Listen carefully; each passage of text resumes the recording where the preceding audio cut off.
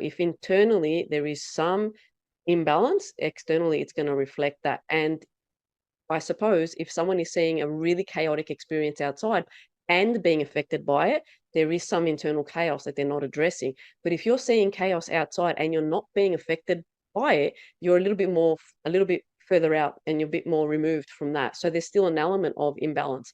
Ultimately, we're all human beings. So there is part of this dance where we are going to continue to be along this duality journey where there is imbalance. So this is a little while off in the way that it's coming. And that's why I say people have to connect in with themselves, because we're going to get this experience of galactics arriving, or, some improved technology. And it's all going to come with, some sort of it is a trick. There's going to be a trick because it's like, we'll make your life a little bit better. Here's the universal income, but you don't own anything, or all of a sudden we're all eating the same food and we don't know what's in that food. So these are just very basic examples, elementary examples, but that's how it sort of it's playing out. It's playing out with people being on their knees right now begging for a new financial system.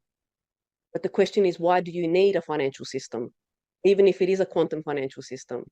There's an element above that we need to start looking at, and that is, we're willing to give up a level of control from these bad controllers, but we'll give it up to someone else. Like, these are the things that people need to start considering. So as long as that's still playing out, because that's going to play out, where we're going to give control to someone who appears to be benevolent.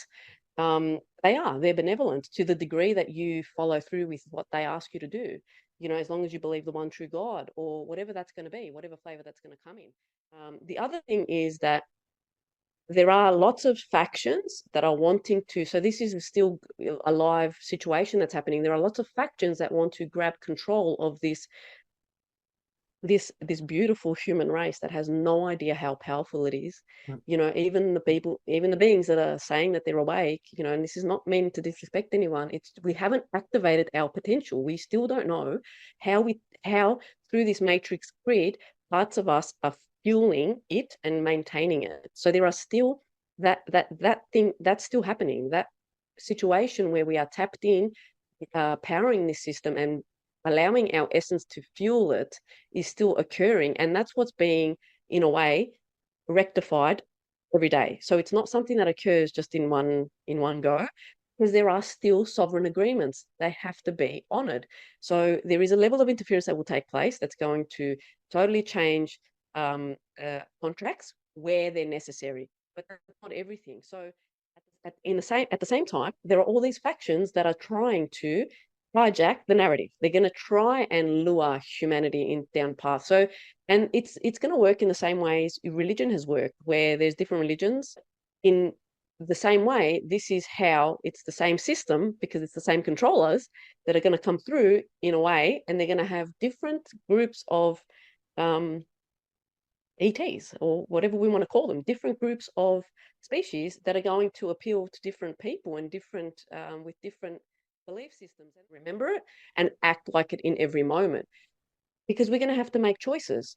And if let's just say a group of Pleiadians arrive and they come with a set of gifts, you're going to make a choice whether you're going to accept that or not. It's still a sovereign choice. So there are different rides. Basically, there's going to be a different series of rides that's going to be available. Some people want to go on the ships and leave this planet. Other people, are going to go elsewhere. But there are going to be those that want to stay on Earth and just be a human. So that's all going to come. If humanity is automatically making choices individually, right? So this is not, we're not getting together as groups deciding what we're going to do. We just individually, we're having realizations, we're having awakened moments, and we're automatically stepping into parts of just that sovereignty, parts of that empowered state, and automatically our mindset changes. That is read in the field. That's an automatic consciousness shift that's occurred. That's already registered in the field. So that's already altering everything.